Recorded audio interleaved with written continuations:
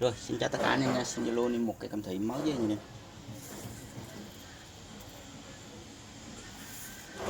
Cao từ Mỹ bầu lên là 60 nha nè. Anh em có thể nhìn thấy nha nè. Bộ lắc lượng của cây nha nè. Rễ là khá nha nè. Rất nhiều luôn. Mình có thể nhìn thấy cái cây như thế này. Bỏ tay xuống nha nè. Khi đóng cây đi em sẽ lặt hết lá nha nè. Cao là 60 nha. Còn so sánh lại ngón tay. Đây, độ lắc lượng của cây khá là đẹp. Thằng phía dưới đây đều là rễ hết nha em, rễ tới đây luôn nha em. Lên trên này làm sống này. Đây, độ sấy của cây cực kỳ hay luôn nha em, lắc không có chỗ nào đơ nha em.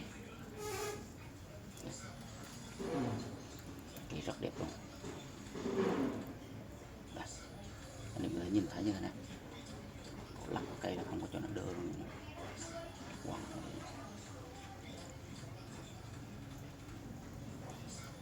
Rễ khá nhiều nha em.